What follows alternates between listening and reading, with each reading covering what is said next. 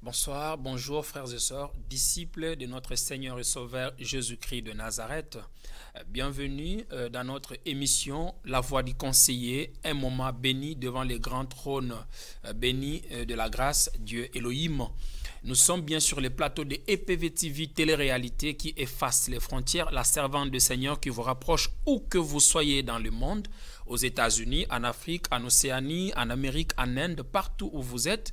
Que le Seigneur vous bénisse sur cette servante de Dieu, au travers de cette servante de Dieu, EPV TV Télé-Réalité, qui nous ramène devant le trône de la grâce et nous prépare au retour de notre Seigneur et Sauveur Jésus-Christ. C'est bien votre humble serviteur, le prophète Luvunga Moïse Damien LMD. Voilà, partagez cette émission à un frère, à une famille. Comme nous le disons, c'est ramener une âme dans le royaume de Dieu. C'est ramener une brebis perdue dans le royaume de Dieu. Et la Bible déclare que celui qui ramènera un pécheur à la vie couvre une multitude de péchés. C'est pourquoi, ensemble, frères et sœurs, je vous rassure que je reçois beaucoup d'appels. Aujourd'hui, j'ai reçu des appels de Kinshasa, de l'Angola, de Londres, des États-Unis. Il y a une sœur qui m'a appelé depuis Londres ce matin. Elle a insisté grâce à ce travail que vous et moi, nous faisons ensemble. Que Dieu vous bénisse. Nous sommes en train de poursuivre notre thème d'enseignement sur les signes prophétiques de la fin du monde. Aujourd'hui, nous sommes dans notre 5e jour. Que le Seigneur vous bénisse, vous amoureux et amoureux de la parole de Dieu. Alors, partagez cette émission, invitez, ne gardez pas la bénédiction pour soi-même, partagez avec des frères et sœurs. Nous avons parlé le premier jour sur le premier signe, l'enrichissement de l'intelligence. Pour ceux qui n'étaient pas là, pour une sœur, un frère qui vient de se joindre à nous, très rapidement, une récapitulation rapide sur l'enrichissement de la planète, comment est-ce que l'intelligence aussi obscurcie a pris l'ampleur sur la planète. Nous avons parlé sur l'immoralité, comment est-ce qu'il y a la chute de l'immoralité. Dans les derniers jours, les gens abandonneront la foi, s'attacheront à des esprits séducteurs, voyez-vous, et la Bible dit, si les fois même les Élis seront tombés. Et le deuxième jour, nous avons parlé sur la mise en garde du diable. Voyez-vous, le vin de la prostituée. Comment est-ce que l'Église se prostitue avec la Babylone la Grande? Comment est-ce que la religion est entrée à l'Église? Et là, nous avons touché un verset central qui était sur 2 Thessaloniciens chapitre 2, versets 7 à 12. 2 Thessaloniciens 2, 7 à 12, où nous avions dit le mystère de l'iniquité agit déjà. Il faut tout simplement que celui qui le retient d'agir pleinement, l'Église soit enlevée, afin que l'impie s'apparaisse. Et ils n'ont pas cru à la parole de la vérité. C'est pourquoi Dieu les a envoyés aussi l'esprit d'égarement.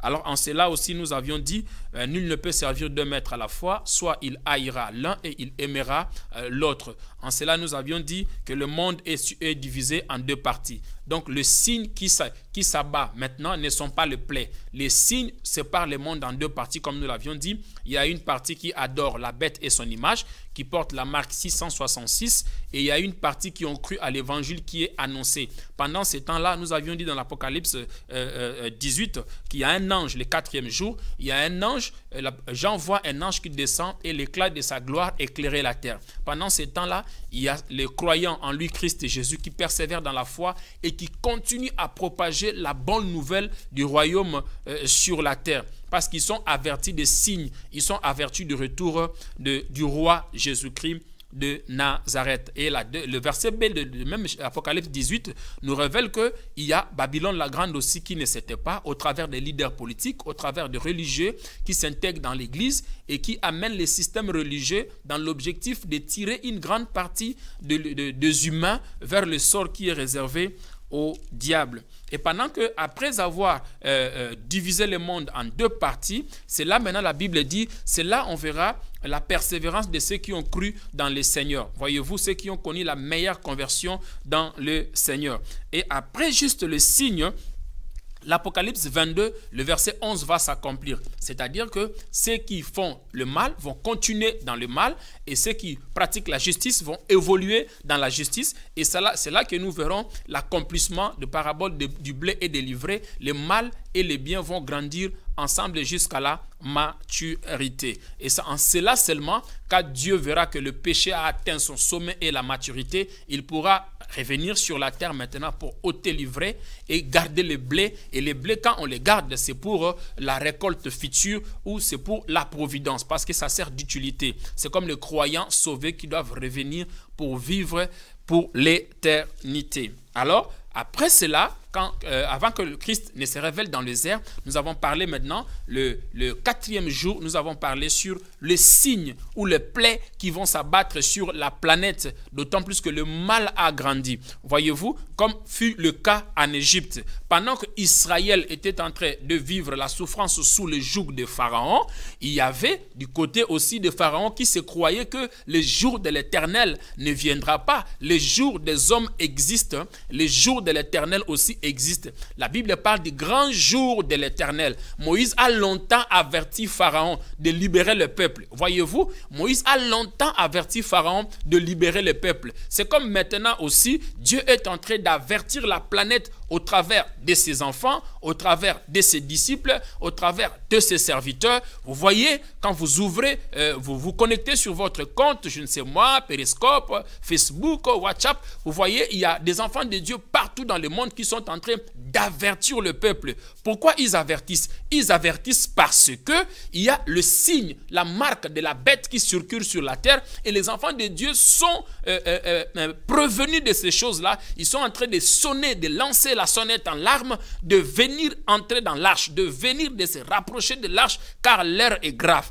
Et quand le péché va atteindre la maturité, Dieu va ordonner maintenant à Moïse de faire abattre le plaie. Voyez-vous, donc quand la terre maintenant est divisée en deux parties, ceux qui évoluent dans le mal s'empirent encore dans le mal. Je ne vous apprends rien. Regardez autour de vous la généralisation de phénomènes tatouage. Voyez-vous, regardez autour de vous comment est-ce qu'il y a la dépravation de mœurs. Vous allez voir que ceux qui sont dans le mal s'empirent encore dans le mal. Et ceux qui pratiquent la justice, la Bible dit, doivent persévérer dans cette justice-là. Et quand le mal va atteindre le sommet, le plaie que nous avons cité ici dans l'Apocalypse 16 va commencer à s'abattre. Nous avons parlé sur la coupe qui a été versée aussi sur la terre, où nous avons eu l'ulcère douloureux et malin qui va frapper ceux qui avaient la marque et qui doraient l'image de la bête. Et le deuxième flot, nous avions dit, il a versé le flot et la mer est devenue du sang et la vie aquatique a disparu. C'est-à-dire que la deuxième coupe que l'ange a versée, il a versé ça dans la mer et la vie aquatique, c'est-à-dire tous les êtres aquatiques qui vivaient dans la mer vont disparaître. Ce serait la vie des animaux ou de bêtes, des reptiles qui vivent dans la mer qui vont disparaître. Et le troisième flot que nous avions dit, c'était aussi prophétique. Il a versé le flot sur le fleuve et l'eau, le source de fleuve qui alimente la planète, s'est transformée en sang. C'était très profond, cette partie-là, nous avions dit. Et là aussi, nous avions dit, il a transformé les sources d'eau du fleuve en sang parce que ils ont versé le sang des innocents, le sang des prophètes et le sang des saints. Voyez-vous? Et un ange dit, ton jugement est juste parce que tu rends à chacun selon ses œuvres. Tout ce qui a été fait dans le secret, dans les cachettes, le Seigneur, comme ils ont versé du sang, le Seigneur aussi leur donne du sang comme rétribution à boire. Voyez-vous? Et le quatrième saut, nous avions dit, dans le quatrième saut, quatrième saut, nous avions dit, il y a eu radiation solaire. Hein? Le soleil va se rallumer encore davantage et les gens auront de plaies. Ils continueront toujours par maudire Dieu au lieu de se repentir. Le cinquième, nous avions dit, un royaume de bêtes s'est ouvert, le ténèbre est sur la terre. Voyez-vous, l'obscurité comme c'était au camp de l'Égypte, comme c'était au moment de l'Égypte. Pendant que, dans le quatrième plaie, pendant que l'obscurité a envahi tout l'Égypte, Israël était éclairé dans les Gozen. L'obscurité va apparaître sur la terre à la au 5e plaie, autant pour moi. Et au 6e plaie, nous avions dit, l'eau de l'Euphrate disparaîtront et les armées qui viennent de l'Orient marcheront en direction d'Israël. L'apôtre Jean a vu sortir de la gueule de dragon 3 sortes d'esprits. Voyez-vous, hein, de la gueule de dragon, de la gueule 3 esprits semblables de la gueule du dragon, de la gueule de la bête et de la gueule de faux prophètes. Voyez-vous, nous avons dit la contrefaçon de la Trinité. Alors l'eau de l'Euphrate séchera, le pays de l'Orient et proche au Moyen-Orient vont embrasser Israël. Le conflit palestinien que nous voyons entre Israël et la Palestine. Par information, je vous ai dit autrefois que Israël a déjà reconstruit, a déjà réuni tous les matériaux pour la reconstruction du temple de Salomon. Je vous informe encore que les os d'Abraham, les os de Sarah, les os d'Isaac, les os de Rebecca, les os de Rachel, les os de Jacob et de Joseph sont enterrés en Palestine. Voyez-vous, là où se trouve la grande cathédrale de l'opposition. C'est là-bas où se trouve la tombe de toutes ces personnes-là. Alors, l'arche de l'alliance se trouve là-bas dans le tunnel. Pour Israël, comme l'arche n'est pas encore retournée de leur côté, c'est pourquoi la guerre sainte continue. Alors, il faut raser la Palestine et récupérer l'arche de l'alliance, reconstruire le temple de Salomon, que Jésus vienne inaugurer ce temple pour que Israël retrouve la paix. C'est pourquoi nous avons dit le proche Moyen-Orient aussi ne va pas se laisser faire. Par information, les États-Unis ont déjà livré 8 avions F-8 en Israël, voyez-vous, et nous avons vu toutes ces choses-là aux yeux de nous, les informations par des catastrophes naturelles un peu partout, et toutes ces choses-là, quand ça va s'affronter, quand Israël, Jésus dira, lorsque vous verrez l'olivier naturel pousser ses branches, que ceux qui lisent les Écritures fassent attention. Lorsque vous verrez que Israël commence à reconquérir ses villes voisines, que ceux qui lisent les Écritures fassent attention, c'est que le retour du Fils de l'homme n'est plus loin. 7e plaie, on dit ça n'est fini. Au 7e plaie, il dit ça n'est fini. La colère de Dieu au cours de la tribulation a atteint son apogée. Comme le Seigneur l'avait déclaré lors de déluge, que le mal a tellement, l'Éternel a dit, je regrettais d'avoir créé un être humain sur la terre et je vais exterminer toute chair, comme si ce fut le cas au Sodome et Gomorrhe. Voyez-vous, le mal a tellement atteint le sommet que le Seigneur a décidé de mettre fin sur toute chair au Sodome et Gomorrhe. Et il a envoyé une pluie de feu. Comme ce fut aussi au temps des déluges, il a versé de l'eau, le déluge au temps de Noé. C'était pareil, c'était une vie normale. Je vous ai dit ça autrefois, que les gens mariaient leurs enfants. C'était normal, c'était naturel. Mais les choses, c'était comme ça, une vie, on s'est levé, on a pris le métro, le bus, tout le monde marchait, se promenait. Papa! Les choses ont pris fin. C'est comme ça, ça va se passer. Et le Seigneur dira, ce serait pareil. Ce qui a eu lieu au temps de Noé, comme au temps de Sodome et Gomorrhe, il en sera de même. Donc, une vie normale, une 24 heures normale, les gens vont se lever normalement. Celui qui ira au boulot, ira au boulot. Celui qui ira au mariage, ira au mariage. Ce serait une journée normale et tout à coup, le chaos va apparaître sur la terre. Voilà pourquoi il est important pour toi de choisir le bon côté, d'être rassuré que tu as la marque 7, le chiffre de repos, et non la marque 6 qui est le chiffre de la douleur et de la destination de l'enfer. Donc, le signe, au 7e plaie, la Bible dit que le tremblement de terre, le signe sans pareil, sans précédent, qui n'ont jamais existé, les grêlons vont tomber sur la terre, le fleuve vont bouillonner, tout sera séché. Donc, de plaie à la 7e plaie, il est bien écrit que ça n'est fini. La colère de Dieu a atteint son apogée, des explosions, des coups de tonnerre, des éclairs, des tremblements de terre très intenses et sans précédent. Les îles et les montagnes disparaîtront, les grêlons tomberont sur la terre. Récemment ici, j'ai regardé dans le sud-est de l'Asie, il y a eu des grêlons qui sont tombés au bord de la mer et a détruit quelques espèces, des grêlons, de morceaux de glace qui ont tombé. Après ces tonnerres-là, c'est là que Messia apparaîtra sur la terre. Et ce tonnerre-là va occasionner le chaos de la planète. Voyez-vous, c'est le chaos, la disparition. tout espoir de restauration sur la terre serait fini. Aucun être, mieux vaut avoir un problème avec un être humain et que Dieu te défende. Mais si tu as eu un problème avec Dieu lui-même, qui va te défendre? De sorte que la planète a été très mal exploitée. Dieu avait mis Adam et Ève dans le jardin d'Éden pour gérer la planète et non pour exploiter la terre. Mais l'être humain a très mal exploité la terre. Voyez-vous, il a intergiversé l'ordre de Dieu, il a tourné le dos à Dieu, et quand le péché va atteindre l'apogée, et le Seigneur va mettre fin. Et tous ces signes, le 7e plaie qui va tomber avant que Christ n'apparaisse dans les airs, et ce serait pour mettre fin, détruire toute vie humaine sur la terre. Seul le diable et ses démons déchus qui vont rester dans une planète aussi chaos et en pleine obscurité. C'est en cela seulement que Messia apparaîtra dans les airs, voyez-vous, apparaîtra dans les airs avec la nuée des anges, voyez-vous. Le retour de Jésus-Christ ne sera pas localisé, ça ne sera pas un retour clandestin autant pour moi. Non, Jésus-Christ apparaîtra ouvertement dans le ciel. La Bible dit tout œil le verra, même ceux qui l'ont persécuté. Souvenez-vous du 4e jour, nous avons parlé d'un être brillant, dont le diable va d'abord apparaître comme un pot d'ange de lumière, comme il a fait avec Christ aussi. Voyez-vous, il apparaît comme un ange de lumière, mais il n'est pas réellement un ange de lumière. Donc faites très attention.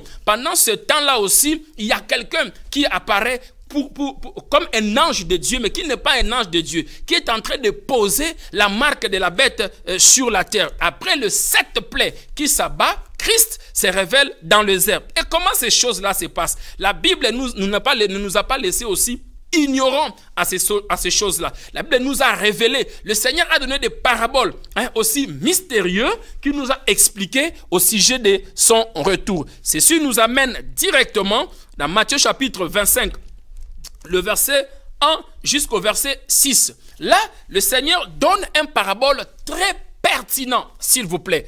Le Seigneur donne un parabole très pertinent. Mais avant de parler de cela, j'aimerais que vous et moi, nous puissions comprendre l'heure que traverse l'Église, s'il vous plaît. La foi chrétienne a comme pour livre sacré la Bible. Il faut que tout croyant messianique, tout croyant en foi en lui, Christ Jésus, comprenne qu'est-ce que ce livre ici.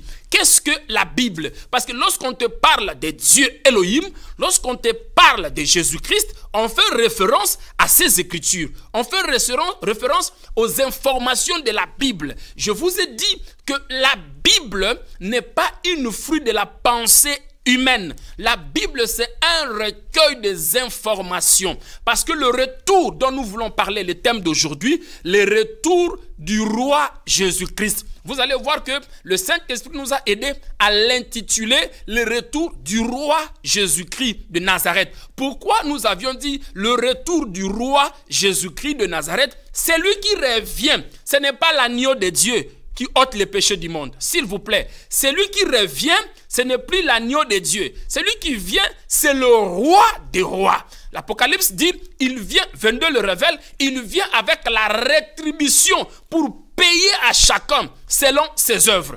Avant son apparition, tous ces tremblements de terre, tous ces grêlons qui vont tomber, c'est pour mettre fin à toute chair.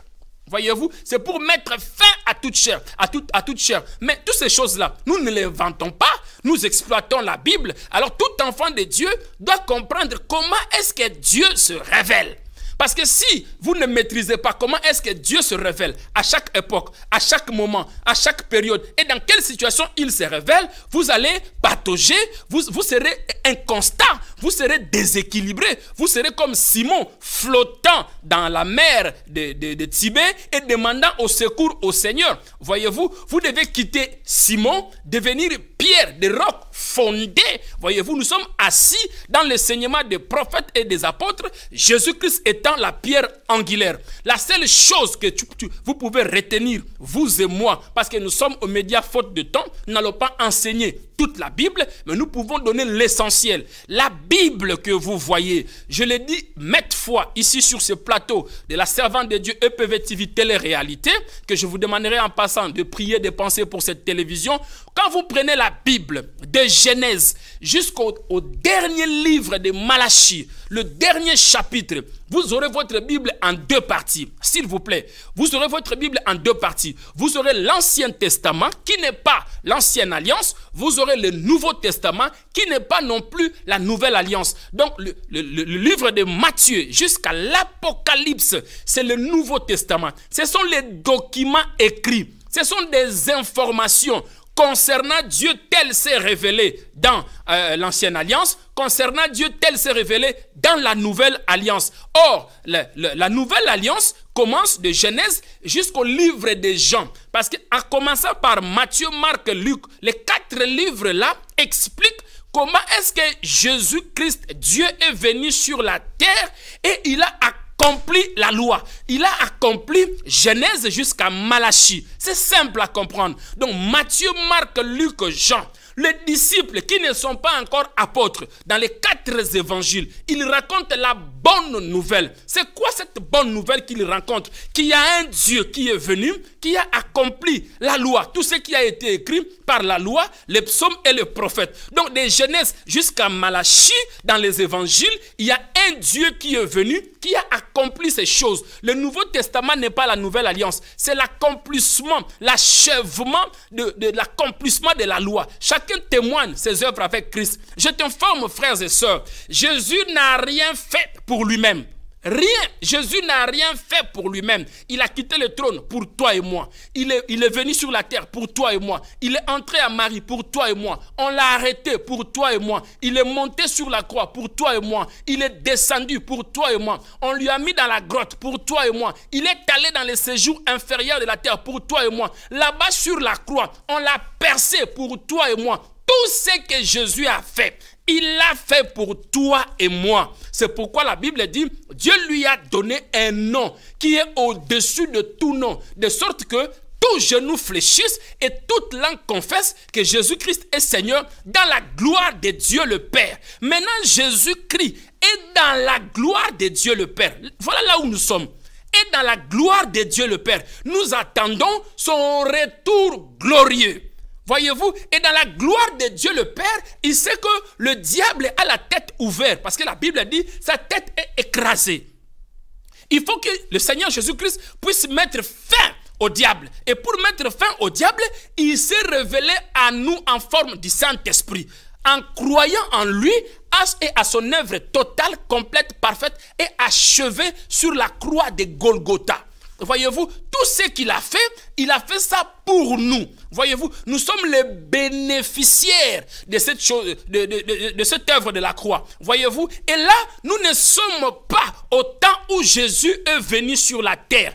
Nous ne sommes pas au temps où Jésus est monté sur la croix. Nous ne sommes pas au temps où on l'a percé sur la croix. Nous ne sommes pas au temps où il a crié, tout est accompli. Nous ne sommes pas au temps où il a dit, Eli, Eli, lama tatani. Il a accompli toutes ces choses-là. Maintenant, lui-même est venu habiter en nous dans toute sa gloire. Voyez-vous, il vit maintenant en nous dans toute sa gloire pour que nous puissions retourner à l'état initial de l'Éden sans péché. Voyez-vous, donc là maintenant, il se fortifie en nous, il progresse avec nous jusqu'à la stature parfaite de son Église et de Christ lui-même, jusqu'à son retour. C'est là que nous sommes. Et l'Église commence par l'acte des apôtres. C'est là que nous sommes. Voyez-vous, nous sommes à partir maintenant de l'acte des apôtres où l'Église commence jusqu'à son retour. Mais pendant que l'Église commence, il y a des signes qui doivent s'accomplir et les plaies qui doivent s'accomplir. Parce que le diable doit être lié totalement. Depuis qu'on a commencé à lier le diable dans l'Église, qui l'a déjà complètement lié? Personne. Les Écritures sont vraies. Seul Christ lui-même qui mettra fin au diable. Maintenant, le diable est sur la terre, mais il ne peut pas mettre la main sur ceux pour qui Christ habite en eux. C'est ça la révélation. Voyez-vous, quand Christ est en nous, le diable rôde. Certes, il nous menace, certes, il rôde tout autour de nous, mais il ne peut pas mettre la main sur nous. Si en nous, il y a le Saint-Esprit en tant que né de nouveau et il y a le diable encore à nous, donc il y a confusion à l'intérieur.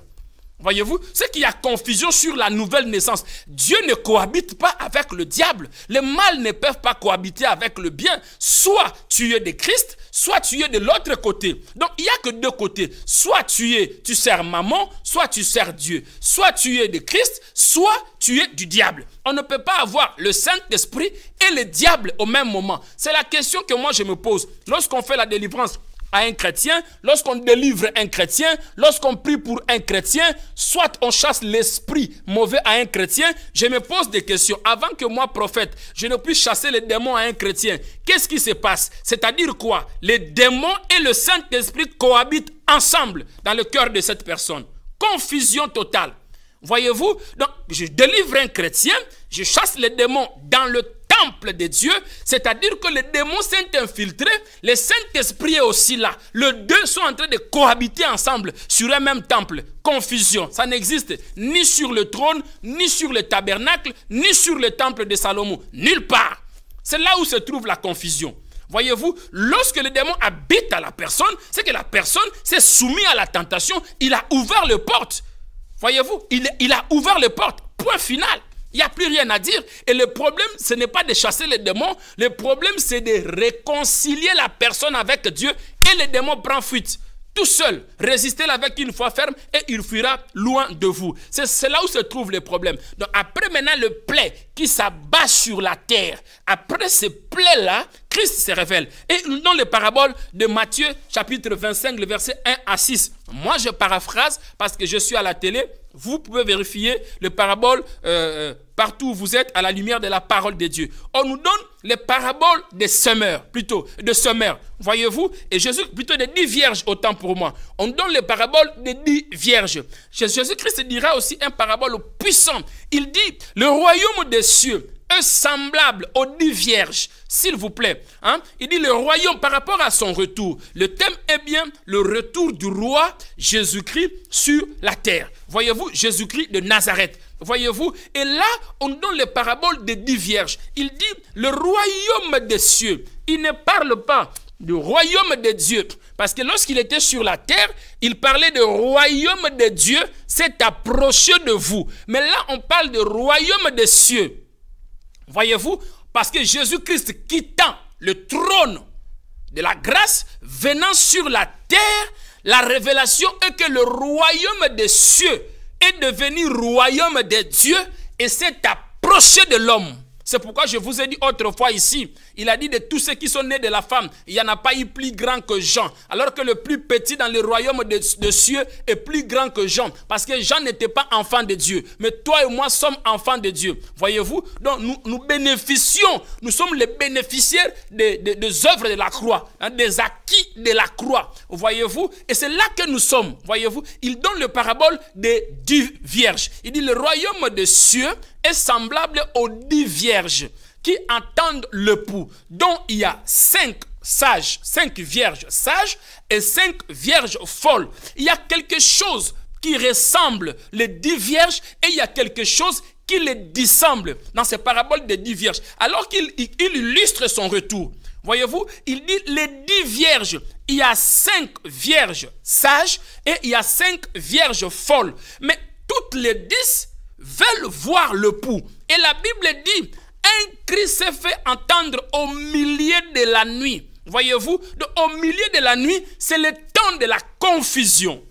Voyez-vous, au temps où le monde, la planète aura du mal à cerner le bien et le mal. Voyez-vous, et nous traversons ces moments ici où nous ne savons qu'est-ce qui est le bien, qu'est-ce qui est le mal. Alors que Christ avait prédit toutes ces choses-là. C'est temps de la confusion. La nuit là signifie le moment de la tribulation. Au milieu de la nuit, après le 7 plaies qui s'est abattu sur la terre se trouve dans l'obscurité totale.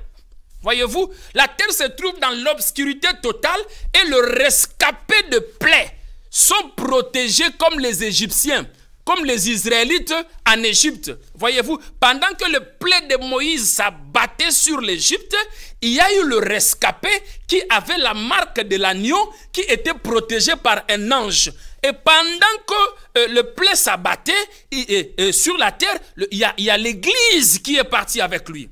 Voyez-vous, comme les Égyptiens à Gozen qui étaient protégés par la marque de Dieu, par le sang de l'agneau. Voyez-vous, et là-bas, ils sont en train de préparer les noces.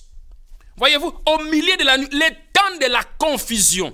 Lorsqu'il y aura la confusion sur la terre, les 5 sages, s'il vous plaît, les 5 vierges sages avaient l'huile dans leur lampe.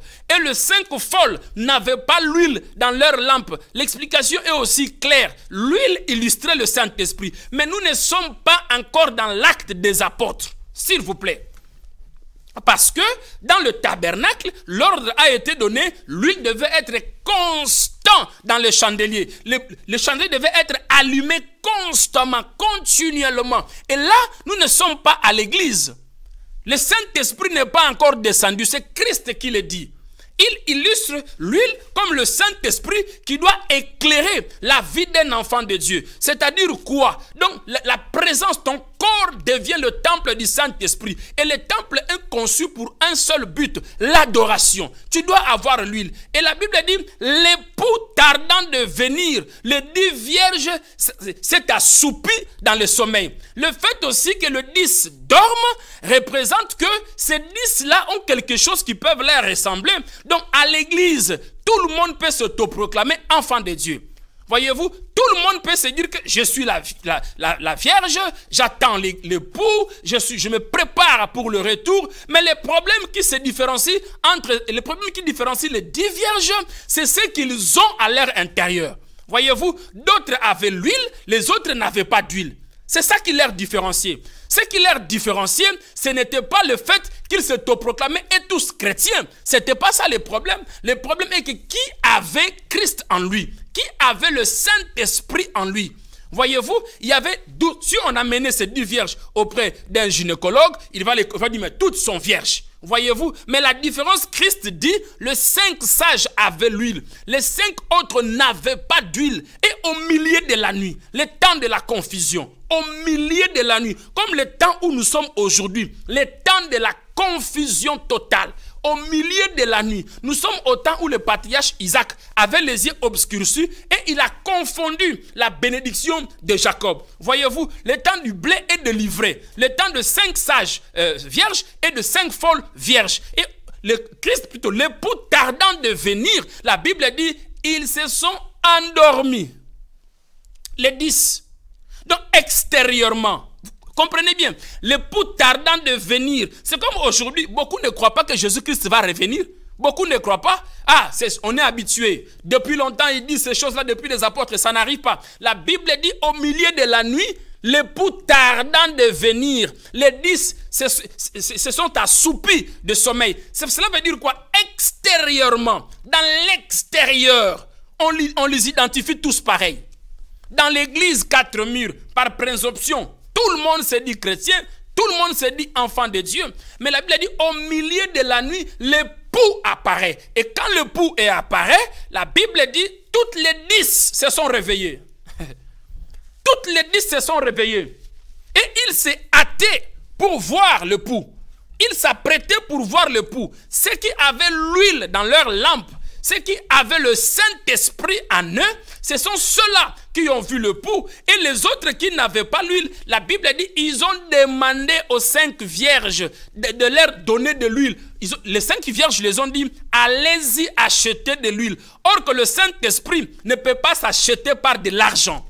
Voyez-vous, ne peut pas s'acheter par de l'argent. Le fait qu'ils n'avaient pas l'huile montre clairement, ce sont des croyants qui se professent de Jésus, qui proclament Jésus, qui mettent leur espoir en Jésus. Écoutez-moi bien, frères et sœurs. Tu peux venir à l'église, mettre ton espoir en Jésus, professer le nom de Jésus parce que tu as un problème, parce que tu veux une solution, parce que tu as une réponse. Cela n'est pas interdit. Cela n'est pas interdit. Voyez-vous, les 5 sages qui avaient l'huile, ce sont des personnes qui étaient réellement converties et qui avaient le Saint-Esprit, les gages de la rédemption, les sceaux de la rédemption. Mais les 5 folles, ce sont des personnes qui sont à l'église. Ils espèrent en Christ. Ils professent le nom de Jésus. Ils sont à l'église. Cela n'est pas interdit. Ils sont là. Ils proclament le nom de Jésus. Ils mettent leur espoir à Jésus pour que Jésus réponde répondent à leurs besoins, pour que Jésus réponde à leurs problèmes. Ils sont à l'église, ils sont partout, nous les voyons partout. Ils viennent à l'église, ils disent, moi je mettre tout ton espoir pour que Jésus réponde à ton problème. Ne fais pas de toi un enfant de Dieu. Ne fais pas de toi un vrai disciple de Jésus-Christ. Voyez-vous, quand tu viens à l'église, tu mets tout ton espoir, tu professes le nom de Jésus, cela ne signifie pas que tu es enfant de Dieu. Quand le pou est venu, seulement ceux qui avaient le Saint-Esprit en eux, qui avaient l'huile, qui ont vu le pou au milieu de la nuit. Et le pou est venu, il les a pris. Tel cela se fera quand Jésus se révélera dans les airs. Voyez-vous, et quand ils ont vu le pou les a pris et il les a amenés aux noces. My God, après le plaie, quand il va apparaître dans les airs, avec la nuée des anges, c'est-à-dire quoi? La septième plaie, les nuages vont disparaître. La Bible dit que les grêlons, ce sont les nuages. Souvenez-vous, lorsqu'il a séparé les eaux de dessous et les eaux d'en dessous, la Bible dit il a appelé cet espace-là la voûte. Ce que vous voyez, les nuages là, ce sont des blocs de glace qui vont tomber sur la terre.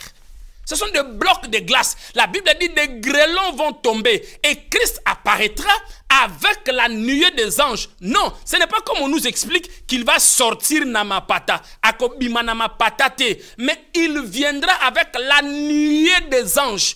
Une nuée des anges. Imaginez la quantité. Le ciel entier sera couvert des anges. Voyez-vous, parce que là où il est assis, il est entouré de myriades et de myriades et de myriades et de myriades des anges. Et quand les grêlons vont trembler, le bloc de glace vont se fondre. La Bible est noire sur blanc, vont se fondre sur la terre. Le chaos total. Les élus nous serons saisis et transformés en un clin d'œil. Les anges de Dieu vont nous amener dans un lieu de paix. Pendant que les plaies vont commencer à s'abattre sur la terre, l'église serait enlevée. Et là-bas, un ange nous serait donné pour nous initier au paradis. Nous serons en train de préparer l'annonce et sur la terre, il y aura des plaies qui s'abattent. Comme en Égypte. Les plaies s'abattent depuis la maison de Pharaon jusqu'au dernier né. Mais à Gozen, c'est la paix totale. La paix totale. L'ange de Dieu est là, en train de protéger ceux qui ont réellement fait l'expérience du salut. Ceux qui ont réellement fait, frères et sœurs, la Bible noire sur blanc, ce ne sont pas de l'utopie, ce sont des réalités qui se passent. Des réalités qui vont se passer. Voyez-vous, les signes se produisent, mais nous ne sommes pas encore au plein. S'il vous plaît, donnez l'importance d'avoir réellement l'huile. Dans le lampe que tu es, il faut vraiment avoir l'huile, réellement l'huile. Parce que le pouvoir apparaître, voyez-vous, au milieu de la confusion. Pendant ce temps où tout le monde crie les moments difficiles, pendant ce temps où on se graisse les dents, ceux qui sont en Afrique pensent que la vie est en Europe. Nous qui sommes en Europe, on pense qu'on doit aller en Afrique. Ceux qui sont aux États-Unis, ils pensent qu'ils doivent aller en France. Ceux qui sont en France pensent que la vie est au nord. Pendant que ce temps de confusion, ceux qui sont ici, ils pensent que les richesses potentielles de l'Afrique sont importantes. Ceux qui sont en Afrique, ils pensent que l'Europe c'est l'Eldorado. Pendant ce temps de la confusion, s'il vous plaît, seuls les chrétiens qui ont le Saint-Esprit, qui seront protégés, qui ne vont pas vraiment sentir cette douleur. Ils seront sous la grâce. Bien évidemment, le plaie s'abat, mais le croyant ne sentira pas cela comme les païens le sentent. Parce qu'ils vont maudire Dieu. La souffrance sera tellement intense. Et quand il va apparaître, il prendra l'épouse. Et la Bible, dans la version syriatique, nous dit clairement, et Vulgate, nous dit clairement qu'il descendra avec son épouse. Voyez-vous, lorsque les plaies vont s'abattre, nous serons enlevés et nous aurons l'initiation. Parce que la Bible est claire, il va associer le croyant au jugement. Nous allons lire les Écritures. Voyez-vous, au milieu de la nuit, il prend son épouse et ceux qui étaient partis acheter l'huile. Voyez-vous, parce que le Saint-Esprit, on ne l'achète pas avec de l'argent. Ils sont partis, ils n'ont pas trouvé. À leur retour, ils ont trouvé que la porte était hermétiquement fermée. La preuve qu'ils n'étaient pas réellement nés de nouveau. Voyez-vous, la preuve qu'ils n'étaient pas réellement nés de nouveau. C'est la preuve qu'ils n'étaient pas réellement nés de nouveau. Parce que s'ils étaient nés de nouveau, ils allaient tout de suite voir le pou. Voyez-vous, ils allaient tout de suite voir l'époux. D'où l'importance pour toi, frères et sœurs, d'avoir réellement l'expérience du surnaturel, d'avoir réellement l'expérience de la nouvelle naissance, de naître réellement de nouveau, d'avoir le Saint-Esprit. Et quand la Pentecôte est venue, la Pentecôte n'est pas venue avec l'huile, s'il vous plaît. La Pentecôte n'est pas venue. Ici, Jésus illustre clairement que le Saint-Esprit a l'image de l'huile dans le lampe qui doit éclairer. Voyez-vous, qui doit lui permettre de voir Christ. Tout œil le verra. Voyez-vous, tout œil le verra. Ils ont entendu, l'époux est arrivé, mais ils ne peuvent s'approcher de l'époux. Ils ne peuvent aller aux noces parce qu'ils n'étaient pas enfants de Dieu. Mais ils confessaient, ils attendaient aussi le retour de l'époux. Ils entendaient aussi aller aux noces, s'il vous plaît. Voyez-vous? Nous allons lire les Écritures et la leçon que Christ nous donne dans les paraboles de 10 vierges, que de veiller. Voyez-vous, de veiller. Veiller veut dire que tout enfant de Dieu doit rester vigilant comme si Jésus-Christ reviendra tous les jours. Tous les jours, à n'importe quel moment, de veiller, de rester vigilant dans sa foi chrétienne. L'adoration doit devenir une respiration, une vie de tous les jours. Il dit veiller, car nul ne sait ni le jour, ni l'heure. Voyez-vous, veiller. Veiller veut dire que nous devons vivre du jour au jour, comme si Jésus-Christ reviendra demain. Voyez-vous, du jour au jour. Il a tiré le Seigneur dit, veillez, parce que vous ne connaissez ni l'heure, ni le jour de sa venue. Donc, on doit vivre continuellement comme si Jésus-Christ reviendra aujourd'hui ou demain. Nous allons lire les derniers passages. Apocalypse chapitre 1, le verset 7. La Bible dit, voici, il vient avec le niais des anges et tout œil le verra, même ceux qui l'ont crucifié. Toutes les tribus de la terre se lamenteront à cause de lui. Oui, les tribus de la terre se lamenteront parce que le plaies vont s'abattre et le diable va rester dans cette grande obscurité. N'attendra seulement que sa décision finale. Sa décision finale à cause de la bataille qu'il a livrée avec Dieu et ses fidèles. Voyez-vous, à cause de la bataille, il sera dans ce chaos. Le diable et les anges déchus, ils resteront là. Voyez-vous, et lisons 1 Thessaloniciens chapitre 4, le verset 16, faute de temps. La Bible a dit, car le Seigneur lui-même a un signal donné à la voix d'un archange et au son de la trompette de Dieu, descendra du ciel et les morts en Christ ressusciteront premièrement. Voyez-vous, 1 Thessaloniciens chapitre 4, le verset 16. Le Seigneur lui-même a un signal donné à la voix d'un archange et au son de la trompette, descendra du ciel et les morts en Christ ressusciteront premièrement. Et la Bible dit dans Matthieu 5, 23 que les morts en Christ ne sont pas morts. Ils passent d'un sommeil doux léger à la vie éternelle. Donc ceux qui étaient morts en Christ, ils vont d'abord ressusciter en premier. 17 nous dit, ensuite nous les vivants qui seront restés, nous serons tous semblables, enlevés avec eux sur de niais et à la rencontre du Seigneur dans les airs, et ainsi nous serons toujours avec le Seigneur Jésus-Christ. Pendant ce temps-là maintenant, les morts en Christ et les vivants, ensemble, nous serons montés dans le royaume de Dieu. Et là-bas, dans le royaume de Dieu, et cette période-là nous sépare entre sa première venue et sa seconde venue. Voyez-vous? Et là-bas, dans le royaume de Dieu, nous serons montés et le diable restera dans le chaos parce qu'il y a le plaie qui s'est abattu sur la terre. Il restera dans le chaos, lui et ses anges. Pendant ce temps-là, le mort en Christ et le vivant seront enlevés et ils seront dans l'initiation du paradis. Afin que la nouvelle Jérusalem puisse redescendre sur la terre. Voyez-vous, pendant que les noces sont en train de se passer dans le trône de la grâce bénie de Dieu, sur la terre, c'est le chaos total. La période de tribulation, le chaos total sur la terre. Parce que le diable doit être lié et jeté au feu pour que la nouvelle Jérusalem descende avec le tabernacle d'Élohim. Nous allons lire après chapitre 20, le verset 1 à 2. La Bible dit... Puis je vis descendre du ciel un ange qui avait la clé de l'abîme et une grande chaîne dans sa main. Il saisit Satan et le lia pour 1000 ans. Voyez-vous, et quand les morts en Christ et ceux qui sont en vue seront enlevés en un clin d'œil, ils seront saisis par la gloire d'Élohim et ils seront amenés au ciel. Un ange est descendu et il a lié le diable pour le ligoter pour une période de 1000 ans. Donc nous entrons dans le millénium. Apocalypse chapitre 20, le verset 3 dit, je vis du trône ceux qui assirent fut donné le pouvoir de juger les âmes et de ceux qui avaient été décapités à cause du témoignage de Jésus-Christ et à cause de la parole de Dieu. Ceux qui n'avaient pas adoré la bête et son image et qui n'avaient pas reçu la marque sur leur front et sur leurs mains. Ils revinrent à la vie et ils revinrent à la vie et ils régnèrent avec Christ pendant 1000 ans. Voyez-vous, et pendant ce temps-là, le diable est lié, il est jeté et le diable est lié pour 1000 ans. Voyez-vous, pendant une période de 1000 ans, et pendant ce temps-là maintenant, le trône de la grâce redescend sur la terre avec ceux qui n'avaient pas reçu le marque de la bête et qui n'adoraient pas l'image de la bête, comme la période où nous sommes aujourd'hui. Voyez-vous, je vous ai dit, il y a le signe et il y a le plaid. C'est maintenant qu'il faut faire le choix, soit être du camp de Dieu, soit être du camp de l'ennemi. Il faut éviter toutes les stratégies, tout le culte et la doctrine du diable pour être épargné du marque de la bête, pour ne pas participer à cette période de tribulation. 1 Corinthiens chapitre 6, le verset 2 nous le dit clairement. Il dit, ne savez-vous pas que les saints jugeront ce monde?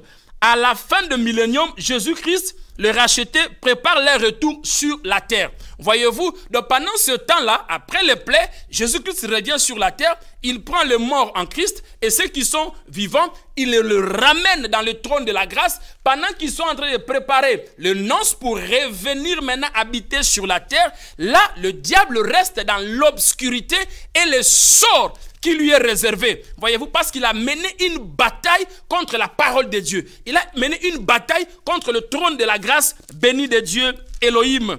Et par la suite, le Seigneur maintenant va enlever le mal sur la terre. Le diable est lié et il est jeté dans la fourneuse. Le Seigneur maintenant a pour objectif de faire descendre l'église et lui-même Elohim, la nouvelle Jérusalem sur la terre, pour ôter complètement le mal sur la terre. Parce que le but de Jésus-Christ, il était venu sur la terre pour qu'un être humain puisse retourner à l'état de l'Éden. Voyez-vous, l'objectif principal pour lequel Jésus était venu sur la terre, c'était pour ôter le mal. En fait, le fait d'accepter le Seigneur Jésus-Christ comme son Seigneur et Sauveur nous donne la possibilité de retourner comme Adam et Ève dans l'Éden avant la chute.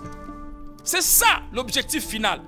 Voyez-vous, donc ceux qui n'ont pas reçu la marque de la bête et qui n'ont pas adoré l'image de la bête, qui ne se sont pas contentés au plaisir du péché de ce siècle présent, ceux-là, quand Christ va apparaître dans les airs, les morts en Christ seuls, les morts en Christ et les vivants qui ont cru en lui seront enlevés. Pendant que nous serons en train de célébrer le noces sur le trône de la grâce, un ange nous serait donné. Parce que la Bible dit, il va associer les justes au jugement. Nous aurons l'initiation d'un nouveau terrain, du paradis. Parce qu'on ne connaît pas les lieux. On vient à peine d'arriver. Voyez-vous, nous aurons l'initiation de ce trône de la grâce. Comment les choses se passent là-bas? Pendant ce temps-là, le diable est lié pour une période de 1000 ans. Apocalypse 21, chapitre 2 va s'accomplir. Et je vis descendre du ciel auprès de Dieu la ville sainte, la nouvelle Jérusalem. Voyez-vous, préparée comme une épouse qui s'est emparée de son époux. Et après cette période de 1000 ans, le trône de la grâce, Christ avec son tabernacle, avec ceux qui étaient élevés, vont redescendre sur la terre. Voyez-vous, pour une période sabbatique du paradis. Zacharie chapitre 14, le verset 4, il dit, alors que Jésus descend du ciel, ses pieds touchent le mont des Oliviers, le monde est anéanti par un immense tremblement de terre et se transforme à une vaste plaine. La nouvelle Jérusalem, la cité massive de Dieu, descend des cieux et se repose sur la terre. Voyez-vous, donc maintenant, ce qui était enlevé, après que le diable a été lié pour une période de 1000 ans, la nouvelle Jérusalem, tout ce qui était sauvé, qui était enlevé, protégé par les anges, voyez-vous, après avoir enlevé l'église, la nouvelle Jérusalem va descendre sur la terre, le mal prendra fin sur la planète. Dans Apocalypse chapitre 20, le verset 7 à 8, quand le 1000 ans auront accompli, Satan sera relâché de sa prison et il sortira pour séduire les nations qui sont aux quatre coins de la terre afin de le ressembler pour la guerre. Voyez-vous, donc pendant que Christ se prépare pour descendre sur la terre, Satan, après la période de 1000 ans, sera aussi relâché sur la terre. Chose étonnante, voyez-vous, il va essayer encore d'influencer les 5 sages qui n'avaient pas d'huile. parce qu'ils vont vivre la période de la tribulation. Le 5 sages qui n'avaient pas encore d'huile, il va essayer. Pourquoi? Parce que les plaies qui vont s'abattre sur la terre, ceux qui ne seront pas enlevés, c'est-à-dire quoi? Le 5 sages qui n'avaient pas l'huile, qui n'ont pas vu le pouls, qui n'ont pas entré aux fêtes de noces, ce sont ceux-là, le rescapé, qui ne seront pas enlevés. Voyez-vous? Et quand les plaies vont commencer à s'abattre dans cette obscurité-là, et ils vont s'apprendre à ceux qui confessent le nom de Jésus. En termes clairs, ils sont dans l'obscurité. Ils sont dans la souffrance. Et ils vont entendre les gens en train de crier Jésus. Ils vont s'apprendre à eux. Voyez-vous? Ils vont s'apprendre à eux. Donc vous vous réjouissez. Vous adorez celui qui est en train de nous faire souffrir. Voyez-vous? Parce qu'ils sont destinés en enfer. C'est ce qu'on appelle la période de tribulation. Donc, Luc chapitre 12, le verset 2 le dit. Tout à coup, le Seigneur apparaîtra dans le désert. Tous les plans de guerre sont stoppés et compléter le visage et la gloire de Dieu. Contempler le visage et la gloire de Dieu. Les égarés prennent conscience de tous les péchés qu'ils avaient commis et ils se rappellent à chaque instant qu'ils ont commis de péchés cachés qui n'ont jamais été dévoilés, de l'insensibilité face à l'appel et à la repentance de racheter. Voyez-vous? Et Luc chapitre 12, le verset 2 nous le révèle aussi clairement. Quand le Seigneur va se révéler, quand ils vont s'apprendre au rescapé, quand le Seigneur va se révéler, ceux qui vont résister pendant la période de tribulation, ceux-là, ils vont aussi se rassembler avec ceux qui sont venus au ciel pour former la nouvelle Jérusalem sur la terre. Et pendant qu'il y aura la disparition en termes politiques et économiques, toutes les nations de la terre vont se rassembler pour mener la bataille, voyez-vous, au Seigneur quand il va se révéler dans les airs avec la nouvelle église et le nouveau tabernacle. Et quand ils vont se rassembler, qu'est-ce qu'il va se passer?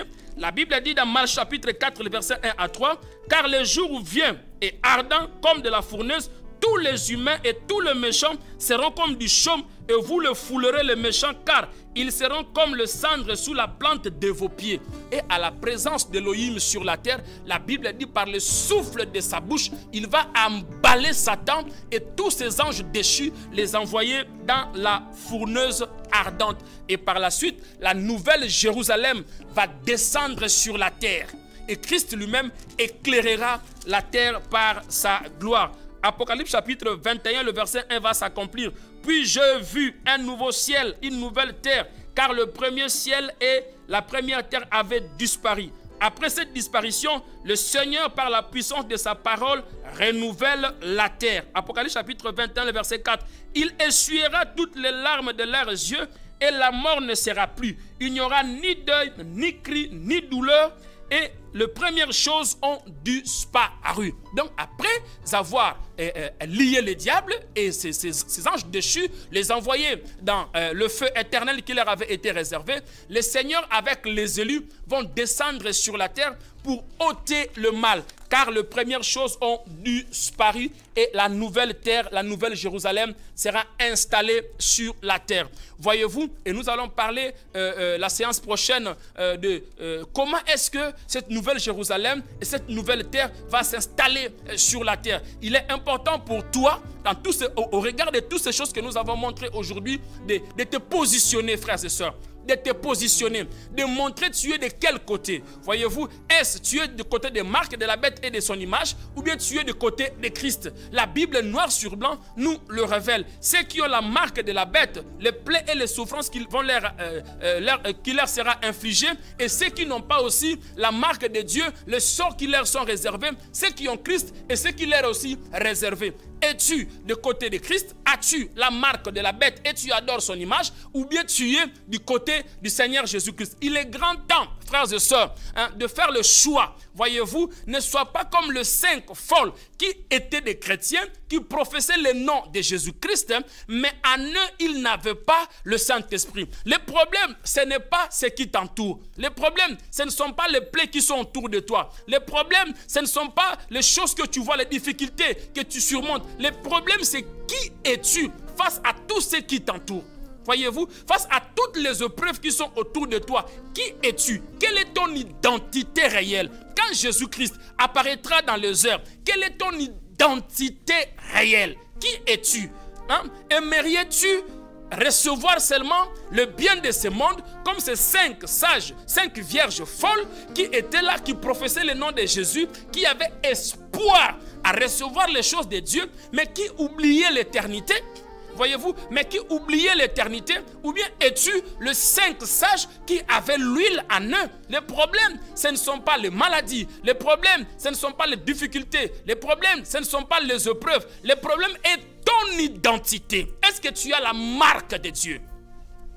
Voyez-vous, en termes clairs, est-ce que tu as la marque de Dieu? Quand Jésus va apparaître dans les airs avec la nuée des anges, est-ce que tu es l'épouse qui est préparée pour aller aux noces de Dieu? S'il vous plaît, aux noces de Dieu. Parce que quand ils vont aller aux noces de Dieu, l'obscurité, Satan reste sur la planète déchue, responsable de ses malheurs. Voyez-vous, donc le Seigneur lui fait payer ses conséquences. Il va rester après le 7 plaies, il va rester en pleine obscurité sur la planète à cause du combat qu'il a mené contre la parole de Dieu. Tel maintenant, tel l'évangile est combattu maintenant, telle la meilleure version, telle la vérité est combattue maintenant. Il y a un temps où Christ va mettre fin à toutes ces choses et va se révéler dans les airs. Le but majeur, le but fondamental pour lequel nous donnons notre vie au Seigneur Jésus-Christ, ce but est aussi pour que nous puissions hériter le royaume de Dieu. S'il vous plaît, ne confondons pas les acquis de la croix aux promesses de son retour.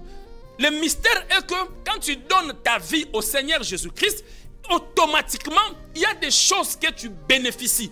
Automatiquement. Cela s'accomplisse à son temps. C'est ça le mystère. Ce n'est pas à toi de le réclamer de force.